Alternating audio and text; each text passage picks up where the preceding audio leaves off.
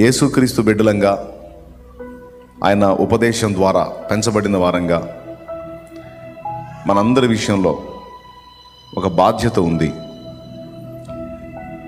లోకస్తులకి ఈ సంగతులు గ్రహింపు లేదు కాబట్టి వాళ్ళు బాధ్యత రాహిత్యంగా ఉండొచ్చు. కానీ క్రీస్తునందు మనకి మన బాధ్యత ఏంటో దేవుడు స్పష్టంగానే వెల్లడి చేశాడు. అదేంటంటే క్రైస్తవుడు తన కోసం మాత్రమే కాదు, ఎదుటివారి కోసం బ్రతకాలి. ఒక భక్తుడు అన్నాడు,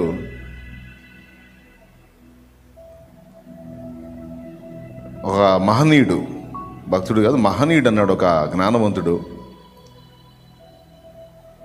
నీకోసం నువ్వు బతికితే నీలోనే నువ్వు నిలిచిపోతావు, జనం కోసం బ్రతికితే జనాల్లో నిలిచిపోతావని. అయితే మనం దేవుని కోసం జనం కోసం బ్రతకాలి. ఎందుకంటే ఫస్ట్ దేవుణ్ణి ప్రేమించమన్నారు, రెండవది నిన్ను వల్ల నీ పొరుగువాన్ని ప్రేమించమన్నారు. కాబట్టి ప్రభువు చెప్పినటువంటి మాట ఇది. క్రీస్తు యేసునందున్న మనందరికీ కూడా ఈ కర్తవ్యం అప్పగించబడింది. ఇక్కడ ఇంతమంది ఉన్నారు, ఎవ్వరు కూడా తమ కోసమే బ్రతకాలని అనుకోవద్దు. ప్రతి ఒక్కరు ఎవరికి వాళ్ళే అనుకోండి, నేను అనేకుల కొరకు బ్రతకాలి, అనేకులకు దీవెనకరంగా బ్రతకాలి, సువార్త చేయాలి. ఓకే, అది ఆత్మలను రక్షించడానికి. ఒకవేళ నిన్ను ఆ పనికి దేవుడు వాడుకోకుండా సువార్త చేసే వాళ్ళకి సపోర్ట్గా దేవుడు నిన్ను నిలబెట్టాలనుకుంటే అందులో వాడబట్టడానికి కూడా నువ్వు సిద్ధంగా ఉండాలి. నిన్ను సువార్త పనికి దేవుడు ఆత్మల రక్షణ కొరకు నిలబెడితే నువ్వు స్త్రీవైనా పురుషుడివైనా రాజీ లేకుండా కష్టపడి ఎంతమంది నిన్ను ప్రభావితం చేయగలవో అంతమందిని నాశనం వైపు పరిగెత్తుతున్న ఆత్మల్ని దేవుని వైపు తిప్పాలి. రాజీ పడకూడదు. మొదటిది. ఒకవేళ నిన్ను నెహెమ్యాలాగా, ఎస్తేరులాగా, యోసేపులాగా, దేవుడు దానియేలులాగా ఒక ప్రభుత్వం నడిపేటువంటి వారి దగ్గర ఒక హోదాను దేవుడు నీకు నిర్ణయిస్తే అందులో ఉండి కూడా నువ్వు దేవుని పని చేయొచ్చు. ఈ నలుగురిలాగా నెహెమ్యా రాజుతో మాట్లాడి కూలిపోయినటువంటి యెరూషలేం ప్రాకారాలు కట్టి దాన్ని పునరుద్ధరించాడు. రాణి అయిన ఎస్తేరు రాజు అయిన అహష్వేరోషుకు భార్య అయి తన జనాంగాన్ని ఘోరమైనటువంటి ప్రమాదం నుండి కాపాడింది. దానియేలు ఒక బానిసగా బబులోను కొనిపోబడి ఆ తరువాత రాజ్యములో ఒక అధిపతి, మూడవ అధిపతిగా, తర్వాత ఇంకా మెయిన్ అధిపతిగా దానియేలు ప్రసిద్ధికి ఎక్కినట్టు దాదాపు 4 రాజుల కాలంలో ఆయన పదవిని నడిపించాడు దానియేలు. యోసేపు బానిసగా ఐగుప్తుకు పోయి దేవుని కొరకు నీతి నిజాయిలతో నిలబడి చివరికి ఏమయ్యాడు అంటే ఐగుప్తు రాజైన ఫరో అన్నాడు, ఐగుప్తు మొత్తానికి నేను ఫరో, కానీ నాకు నా ఇంటి వారితో సహా టోటల్ రాజ్యం మొత్తానికి నువ్వు ఫరో అన్నాడు. అక్కడ ఆయన కూడా ఒక ప్రధాని హోదాను పొందాడు. సో దేవుడు నిన్ను ఒకవేళ మంచి జాబ్ ఇచ్చి, ఆ ప్రభుత్వోద్యోగం కావచ్చు, లేదా అనేక మందికి జాబులు ఇచ్చేటువంటి ఒక బాస్గా దేవుడు నిన్ను నిలబెట్టవచ్చు. నేనైతే అదే కోరుకుంటున్నా. కంపెనీలో పనిచేస్తారు కొంతమంది, కంపెనీలో పనిచేస్తారు, వాళ్ళు వచ్చి చెబుతారు, ఆదివారం సెలవు ఇవ్వట్లేదన్నా, ప్రార్థన చేయండి అన్న, చాలా బాధగా ఉందన్న, ఏడుస్తూ వెళ్తూ ఉంటారు. నా కోరికే కంపెనీలో మన వాళ్ళు వర్కర్లు కాదు, మన వాళ్ళే కంపెనీ స్థాపించి నడిపించే బాసులు కావాలనేది నా కోరిక. యేసు నామములో అదే జరుగునుగాక. హల్లెలూయా. అది సాఫ్ట్వేర్ అయినా, ఒక జాబ్ చేస్తున్నావు, నువ్వు సాఫ్ట్వేర్ జాబ్ చేస్తున్నావు, కానీ సాఫ్ట్వేర్ కంపెనీస్ పెట్టేవాళ్ళు ఉన్నారు తెలుసుగా, వాటిని లీడ్ చేసేవాళ్ళు ఉన్నారు కదా. నా కోరిక క్రీస్తు యేసునందున్న నా బిడ్డలు బాసులు కావాలి. అనేక మందికి జాబ్ హోల్డర్స్కి జాబ్ ఇచ్చే స్థితిలో క్రైస్తవుడు ఉండాలి. అంతేకాదు ప్రభుత్వోద్యోగాల్లో, పోలీస్ డిపార్ట్మెంట్లో, రాజకీయంలో, అలాగే ఇక రెవెన్యూ డిపార్ట్మెంట్లో, ఆల్ డిపార్ట్మెంట్స్ అన్నిట్లో కూడా, ఆఖరికి న్యాయము తీర్పు తీర్చేటువంటి జడ్జి, లాయర్తో సహా మెయిన్ వాటి అన్నిట్లో కూడా నంబర్ 1లో దేవుని బిడ్డలు ఉండాలి. ఫైనల్ ముగింపు, దేవుని బిడ్డలు ఉండాలి.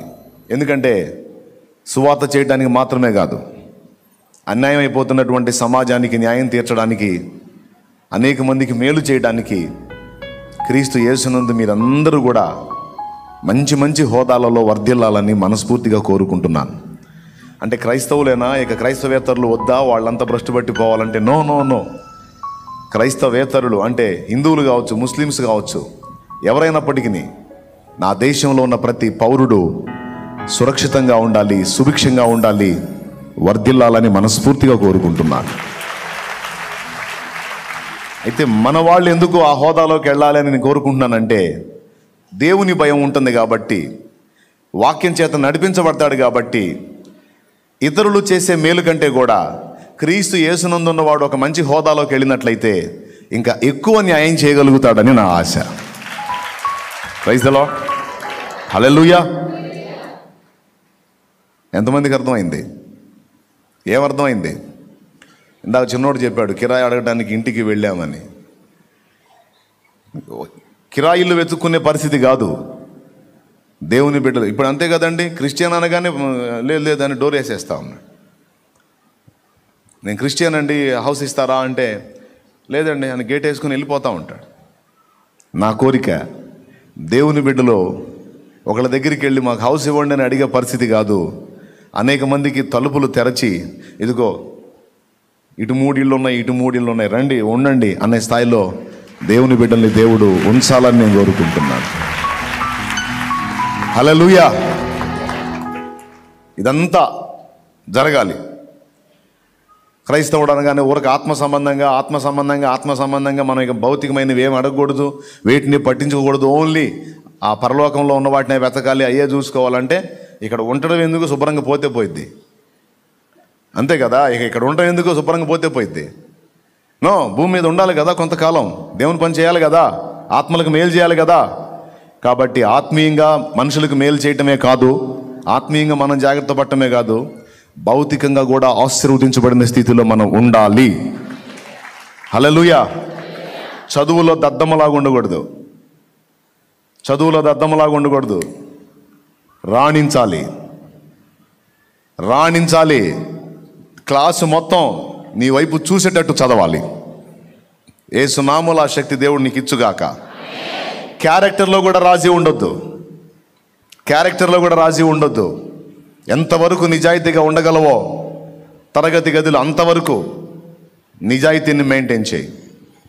10 మంది నిన్ను చూసి మోడల్గా తీసుకొని నిన్ను ఫాలో అయ్యేటట్టు చెప్తున్నాను. చదువుకునే బిడ్డలే కాదు, ఇక్కడ కార్మికులు కూడా ఉన్నారు, వర్క్ చేసే వాళ్ళు ఉన్నారు. నువ్వు వర్క్ చేసే స్థలమైనా, చదువుకునే స్థలమైనా, ఎక్సెట్రా ఏ ప్లేస్ అయినా, నువ్వు జాబ్ చేసే ప్లేసు, నీ తోటి కొలీగ్స్ మొత్తానికి కూడా ఒక మాదిరికరమైన జీవితాన్ని చూపించడానికి నువ్వు నడుం కట్టాలి. ఇవన్నీ కూడా ఆల్రెడీ మన వాళ్ళు బోధించారు. మళ్ళీ ఒకసారి ఫినిషింగ్ టచ్ నేను ఇస్తున్నాను అన్నమాట. సో మీ అందరూ కూడా దాదాపు అలాంటి సరైన మెట్టులోనే ఉన్నారని అనుకుంటున్నాను. ఒకవేళ బ్యాలెన్స్ మిస్ అయితే దయచేసి సరి చేసుకుందాం. బలహీనతలు పొరపాటు లేని వాళ్ళంటే ఎవరు లేరు, కానీ దిద్దుకొని నిలబడిన వాళ్ళే ధన్యులు. సో దేవుని పని కొరకు నిన్ను పిలిస్తే అందులో వాడబడు. ఒకవేళ పని చేసే వాళ్ళకి సపోర్ట్గా దేవుడు నిన్ను నిలబడితే అందులో రాణించు. దేవుడు ఆ శక్తి మనందరికీ దయచేయునుగాక. ఆమేన్. రైట్. మీకోసం మీకు మంచి భవిష్యత్తు దేవుడు ఇవ్వాలి. మీ ఫ్యామిలీస్ ఎవరో రారు నీ కుటుంబాన్ని ఉద్ధరించడానికి, తమ్ముడు చెల్లి ఎవరో రారు నీ ఫ్యామిలీని ఉద్ధరించడానికి. రెక్కలు ముక్కలు చేసుకుని కష్టపడి తిని తినక నిద్రాహారాలు మాని నానా రకాల బాధలు పడుతున్న నీ తండ్రిని ఆదుకోవడానికి ఎవ్వరూ రారు తమ్ముడు, ఎవరు రారు చెల్లి. తండ్రిని కోల్పోయి తల్లి మాత్రమే నిలిచి నీకోసం అహోరాత్రాలు శ్రమించిన నీ తల్లిని ఆదుకోవడానికి ఎవ్వరు రారు చెల్లి, నువ్వే. తమ్ముడా, నీ మీద కోటి ఆశలు పెట్టుకుని నీకోసం నానా రకాల బాధలు పడి నీ తండ్రిని ఆదుకోవడానికి ఎవరు వస్తారు? నువ్వే. వాళ్ళ ఆశలను అడి ఆశలు చేయొద్దు. నిన్ను కన్నందుకు వాళ్ళు తృప్తి చెందాలి, నిన్ను కన్నందుకు వాళ్ళు ధన్యులుగా ఫీల్ అవ్వాలి, దరిద్రులుగా ఫీల్ అవ్వకూడదు.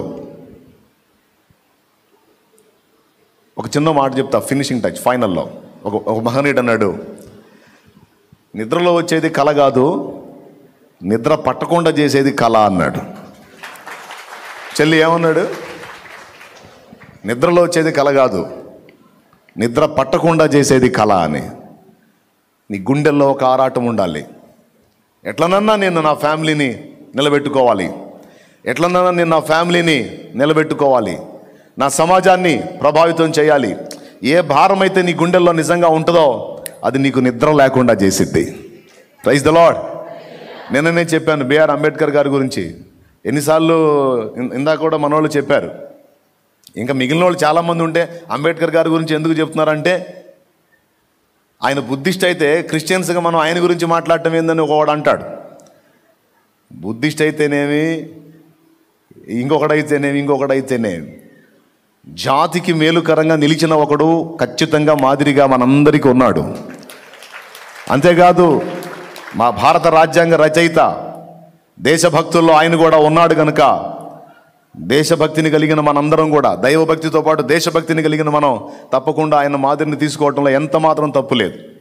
ముఖ్యంగా జీవితం విషయంలో మహాత్మా గాంధీ గారు, మహమ్మద్ అలీ జిన్నా గారు, బిఆర్ అంబేద్కర్ గారు ఒక దేశానికి వెళ్ళారు. నిన్న చెప్పాను, మధ్యరాత్రి దాటిపోయింది, 2 గంటలు అయింది. ఒక న్యూస్ రిపోర్టర్ వాళ్ళని ఇంటర్వ్యూ చేద్దామని వెళ్ళాడట ఆ జామున. ఎందుకు వెళ్ళాడు తెలుసా? ఒక దేశాన్ని ప్రభావితం చేసినటువంటి నాయకులు ఇక్కడ ఉన్నారు, వాళ్ళంత తేలిగ్గా నిద్రపోరని అతని నమ్మకం. పాపం వాళ్ళు జర్నీ చేసి వచ్చారు. 2 గంటలంటే దాదాపు ఎంత గొప్ప దేశభక్తుడైనా నిద్రపోక తప్పదు. గాంధీ గారి గది దగ్గరికి వెళ్ళాడు, ఆయన తలుపేసుకొని నిద్రపోతున్నారు. మహమ్మద్ అలీ జిన్నా గారి యొక్క గది కాడికి వెళ్ళాడు, ఆయన తలుపేసుకొని నిద్రపోతున్నారు. నేను మరీ మూర్ఖంగా వచ్చాను, 2 గంటలకు అసలు రావటం ఏంటి మధ్యరాత్రి, అందరు నిద్రపోయే టైము, రాంగ్ అని అనుకుంటానే అంబేద్కర్ గారి గది దగ్గరికి వెళ్ళాడు. అక్కడ లైట్లు ఆర్పిలేవు, లైట్ వెలుగుతానే ఉంది. ఆ వెలుగుతున్న లైట్ కాంతిలో ఓ పుస్తకం చదువుతూ ఒక నోట్స్ పెట్టుకొని రాస్తా ఉన్నాడట 2 గంటలప్పుడు. కాళ్ళు నొప్పులు పడుతున్నాయా? 2 గంటలప్పుడు రాస్తా ఉన్నాడట ఆయన. ఈయన ఆశ్చర్యపోయాడు, సార్ ఇప్పుడు దాకా నిద్రపోకుండా మీరు ఏంటి సార్ అంటే, నిద్రపోవాలా ఆయన, నిద్ర పట్ల ఆయనకి. ఆయన కళ ఒకటి ఉంది, ఆ కళను సాధించడం కోసం అతనికి నిద్ర లేదు. ఆయన అన్నాడు, జాతిని మేల్కొల్పాలంటే నేను నిద్రపోకూడదు అన్నాడు. అందరు నిద్రపోతున్నారు, నేను కూడా నిద్రపోతే జాతిని మేల్కొల్పేవాడెవడో. జాతిని మేల్కొల్పాలంటే నేను ఖచ్చితంగా మేల్కొని ఉండాల్సిందే అన్నాడు. బిడ్డ తప్పులేదు, కలలు గను, ఆశయాలు పెట్టుకో, భారం కలిగి ఉండో, ఒక దర్శనం కలిగి ఉండో, తప్పులేదు. తప్ప నో, ఆ కళ లేకపోతేనే బ్రతుకు అర్థం లేదు. ఏ కళ లేకపోతే బ్రతుకు అర్థం లేదు. కళలు కను, అవి దేవుని బట్టి కను, దేశాన్ని బట్టి కను. అవి 2 సాకారం చేయడానికి నిద్రపోవద్దు. చేయగలిగినంత చెయ్యి, దేవుడు నీకు కృపనిచ్చునుగాక. హల్లెలూయా. నా హృదయంలో భారం ఉంది, నాకు నిద్ర లేదు. కొంతమేర సాధిస్తే కానీ నాకు తృప్తి కలగదు. మీకు కూడా నీ ఫ్యామిలీని పైకెత్తుకోవాలి, నీ ప్రజల్ని రక్షించుకోవాలి. నువ్వు ఎందులో కలలుగంటావో, ఏది సాధించాలని లక్ష్యాలు ఏర్పరచుకుంటావో, నిజంగా నీకు ఒక భారం అంటూ, ఒక దర్శనం అంటూ, ఒక కళ అంటూ ఉంటే ప్రశాంతంగా తినలేవు, ప్రశాంతంగా నిద్రపోలేవు. అది సాధించిన దాకా నెమ్మదిగా ఉండలేవు. నువ్వు ఎందులో కలగంటావు కను, నేను సపోర్ట్ చేస్తా. అది న్యాయమైందై, నీ కుటుంబానికి, నీకు, దేశానికి క్షేమకరమైందై, ఆత్మలకు రక్షణకరమైందై ఉండాలి. ఏదైనా కావచ్చు. దేవుడు నీ కృపనిచ్చునుగాక.